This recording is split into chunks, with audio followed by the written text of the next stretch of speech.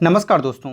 आज के इस वीडियो में हम एलटी टीचर के बारे में डिटेल में बात करेंगे। तो अगर आप एलटी टीचर के बारे में इन्फॉर्मेशन चाहते हैं तो इस वीडियो से लास्ट तक ज़रूर बने रहिएगा। हे गाइस, आप देख रहे हैं अलग क्लासेस, मैं हूं अशोक सिंह। चलिए वीडियो को शुरू करते हैं। हमेशा अपडेट रहने के लिए सब्सक्राइब करें और फिर बेल आइकॉन पर क्लिक करें।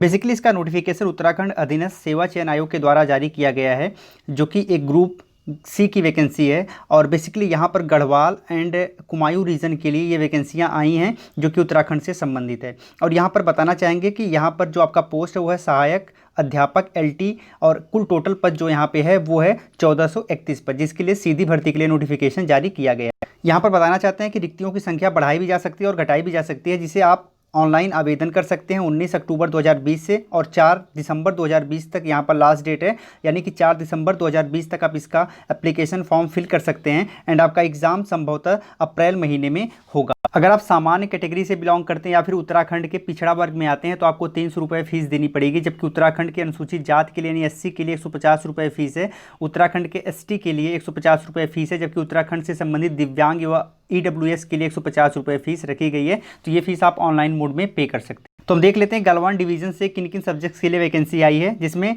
हिंदी है, इंग्लिश है, संस्कृत है, मैथमेटिक्स है। इसके अलावा साइंस है, general, art, yoga, home science, commerce, music, Urdu. तो इस प्रकार से देखेंगे तो यहाँ पर डिफरेंट सब्जेक्ट्स हैं जिनके लिए रिक्तियाँ आई हैं। चलिए इसके बाद हम गलवान के अलावा जो दूसरा डिवीजन है कुमायूं डिवीजन, उसके बारे में जान लेते हैं। तो यहाँ से भी आप Hindi, English, Sanskrit, mathematics, science, general, art, yoga, home science, commerce, music, Urdu, Punjabi, Bangla, इस प्रकार की वैकेंसियाँ आई हैं। इन सब्जेक्ट्स के लिए वैकेंसी आई हैं जिन्हें आप अप्लाई कर सकते हैं। बेसिकली आपका पोस्ट अराजपत्रित होगा और स्थायी होगा। इसके अलावा जो आपको वेतन दिया जाएगा वो पे लेवल 7 के अनुसार दिया जाएगा, जो कि 44,900 से लेकर 1,42,400 के करीब होगा। ठीक है, अब हम एजुकेशनल क्वालिफिकेशन की बात कर लेते हैं। तो अगर आप सहायक अध्यापक या सहायक अध्यापिका बनना चाहते हैं सामान्य में यानी कि सोशल साइंस में, तो यहाँ पर बताना चाहेंगे कि आपके पास ग्रेजुएशन की डिग्री होनी चाहिए। ग्रेजुएशन में आपके पास भूगोल होना चाहिए या फिर अर्थशास्त्र होना चाहिए, राजनीति शास्त्र या फिर इतिहास। इन 4 विषयों में से कम 2 विषयों का कॉम्बिनेशन होना जरूरी है स्नातक में। यहाँ पर ध्यान देने वाली बात है कि इनमें से कोई एक विषय आपके लास्ट ईयर तक जरूर होनी चाहिए और सेकेंड ईयर तक इनमें से दूसरी विषय भी होनी चाहिए।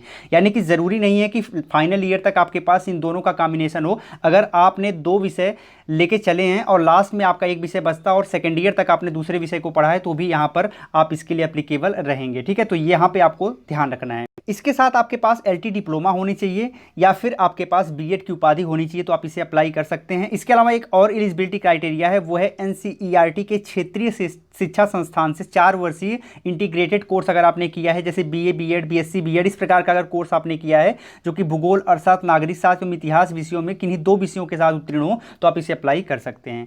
चलिए दूसरे को देख लेते हैं। तो यहाँ पर गणित की बात आती है। अब गणित के लिए अगर आप अप्लाई करना चाहते हैं तो आपके पास कम से कम ग्रेजुएशन में गणित होनी चाहिए। ठीक है, यहाँ पर बताना चाहेंगे कि एक तो गणित है और सेकंड भौतिक विज्ञान, इन दोनों का कॉम्बिनेशन यहाँ पर जरूरी होता है। लेकिन तृतीय वर्ष में आपके पास कम से कम गणित होनी चाहिए, या फिर अगर आप भौतिक विज्ञान से जाना चाहते हैं तो कम से कम आपके पास भौतिक विज्ञान होना चाहिए। ये आपको ध्यान रखना है। एंड सेकेंड ईयर तक आपके पास गणित एंड भौतिक विज्ञान दोनों होना जरूरी है। अब यहाँ पर आपको ध्यान रखना है कि आपके पास यहाँ पर भी एलटी डिप्लोमा होना चाहिए या फिर आपके पास बीएड होना चाहिए। इसके अलावा अगर आपने एनसीईआरटी के क्षेत्रीय शिक्षा संस्थान से 4 वर्षीय इंटीग्रेटेड कोर्स किया है तो भी आप इसे अप्लाई कर सकते हैं। लेकिन ध्यान रखना है कि आपका जो इंटीग्रेटेड कोर्स है वो उसमें गणित और भौतिक विज्ञान विषय हो। अगर आप विज्ञान के टीचर बनना चाहते हैं तो ग्रेजुएशन में कम से कम आपके पास रसायन विज्ञान, जंतु विज्ञान और वनस्पति विज्ञान विषय होना चाहिए, इसके साथ आप उत्तीर्ण हो। इसके अलावा आपके पास एलटी डिप्लोमा होना ज़रूरी है, या फिर अगर आपके पास बीएड डिग्री है तो भी आप इसे अप्लाई कर सकते हैं। एंड सेम इसके अलावा आपको एनसीईआरटी के क्षेत्रीय शिक्षा संस्थान से अगर आपने 4 वर्ष इंटीग्रेटेड कोर्स किया है, जैसे कि बीएससी बीएड, तो आप इसे अप्लाई कर सकते हैं। लेकिन ध्यान रखना है कि बीएससी बीएड में आपके पास रसायन विज्ञान, जंतु विज्ञान और वनस्पति विज्ञान का कॉम्बिनेशन होना चाहिए। अगर आप हिंदी के टीचर बनना चाहते हैं तो आपको ग्रेजुएशन के लास्ट ईयर तक कम से कम हिंदी होनी चाहिए। अगर आपके पास संस्कृत है तो बहुत अच्छी बात है, अदरवाइज संस्कृत आपके 12th में होनी चाहिए। यानी 11th और 12th में आपके पास संस्कृत है तो ही आप इसके लिए एप्लीकेबल हैं, अदरवाइज आप इसके लिए एप्लीकेबल नहीं होंगे। यहाँ पर दूसरा रास्ता ये है कि आपने ग्रेजुएशन में अगर हिंदी और संस्कृत साथ साथ लेके किया है तब भी आप इसे फिल कर सकते हैं। इसके अलावा आपको ध्यान रखना है कि यहाँ पर एलटी डिप्लोमा होना जरूरी है और बीएड भी आपके पास होनी चाहिए। यानी कि अगर आपके पास एलटी डिप्लोमा नहीं है तो आपके पास बीएड है तो भी आप इसे अप्लाई कर सकते हैं। इसके अलावा आपने बीए बीएड अगर किया हुआ है 4 वर्ष का इंटीग्रेटेड कोर्स तो भी आप इसे अप्लाई कर सकते हैं। लेकिन ध्यान देने वाली बात यह है कि बीए बीएड में आपके पास संस्कृत और हिंदी दोनों का कॉम्बिनेशन होना चाहिए। अगर आप संस्कृत के टीचर बनना चाहते हैं तो आपके पास ग्रेजुएशन में संस्कृत और हिंदी विषय का कॉम्बिनेशन होना चाहिए, या फिर आपके पास संस्कृत विषय से ग्रेजुएशन के लास्ट ईयर तक आपने कंप्लीट किया एंड आपके 12th में हिंदी सब्जेक्ट है तो भी आप इसे अप्लाई कर सकते हैं। इसके साथ आपके पास LT डिप्लोमा होना चाहिए या फिर BEd की डिग्री होनी चाहिए, या फिर आपने किसी विधि द्वारा स्थापित संस्कृत विश्वविद्यालय से या सरकार से मान्यता प्राप्त किसी संस्कृत महाविद्यालय से शास्त्री की उपाधि धारण की है तो भी आप इसे अप्लाई कर सकते हैं। इसके साथ आपके पास राज्य सरकार से मान्यता प्राप्त प्रशिक्षण संस्थान या महाविद्यालयों से LT डिप्लोमा या फिर आपके पास BEd की डिग्री होनी चाहिए तो भी आप संस्कृत के टीचर बन सकते हैं। अन्य सब्जेक्ट्स के लिए बहुत ही सामान्य सी बात है कि आपके पास ग्रेजुएशन की डिग्री होनी चाहिए, फाइनल ईयर में वो सब्जेक्ट होना चाहिए, आप उसके लिए एप्लीकेबल हैं एंड इसके साथ LT डिप्लोमा या फिर आपके पास BEd की डिग्री हो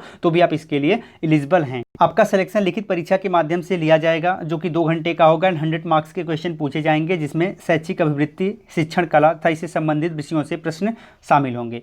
यहाँ पर ध्यान रखना है कि आपका जो पेपर होगा वो हिंदी और इंग्लिश दोनों भाषाओं में होगा, तो यहाँ पर लैंग्वेज को लेकर कोई समस्या नहीं होने वाली है। इसके अलावा अगर आप सामान्य या फिर OBC श्रेणी से आते हैं तो 45% मार्क्स आपको पास यहाँ पर चाहिए पास होने के लिए, एंड इसके अलावा अगर आप SC ST से आते हैं तो 35% मार्क्स चाहिए। यहाँ पर केवल एक क्वालिफाइंग मार्क है, यानी कि अगर इतना मार्क आप नहीं पाते हैं तो लिखित परीक्षा में आप फेल माने जाएंगे। अब इसके बाद जो कट ऑफ बनता है उस कट ऑफ को आपको क्लियर करना पड़ेगा फाइनली सिलेक्शन के लिए।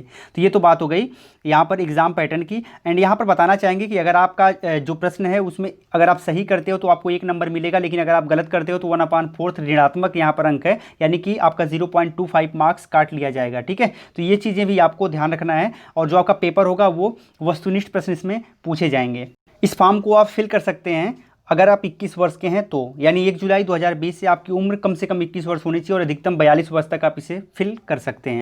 इसके अलावा अगर आपने राजकीय प्रारंभिक शिक्षा सेवा के अंतर्गत कार्यरत ऐसे सहायक अध्यापक या प्रधानाध्यापक हैं जो भी द्वारा स्थापित विश्वविद्यालय से BEd उपाधि अथवा किसी राजकीय या मान्यता प्राप्त प्रशिक्षण संस्थान महाविद्यालय से LT डिप्लोमा धारक हैं तो आपको 5 वर्ष उम्र में छूट दी जाएगी। इस वैकेंसी को वही लोग अप्लाई कर सकते हैं जिन्होंने अपने इंटरमीडिएट और हाई स्कूल की पढ़ाई या फिर इसके समकक्ष स्तर की पढ़ाई उत्तराखंड राज्य में स्थित किसी मान्यता प्राप्त संस्थान से की हो, तो वही इसे अप्लाई कर सकते हैं। सेकंड बात मैं यहाँ पर बताना चाहूँगा कि इसका एग्ज़ाम अभी तक तो ऑफलाइन फिक्स है, लेकिन फ्यूचर में अगर यहाँ पर आयोग चाहे तो उसे ऑनलाइन भी कर सकता है। तो आप बताइए आपको ये वीडियो कैसी लगी, कमेंट में लिखकर। अगर अच्छी लगी हो तो आप लाइक करिएगा, शेयर करिएगा। अगर आपने अब तक हमें सब्सक्राइब नहीं किया, सब्सक्राइब करके घंटी पर प्रेस करके ऑल नोटिफिकेशन को ऑन कर लीजिएगा। इससे फ्यूचर में इस टाइप की वीडियो सबसे पहले आपको मिलती रहें। फिर मिलते हैं एक नई वीडियो में, तब तक के लिए जय हिंद।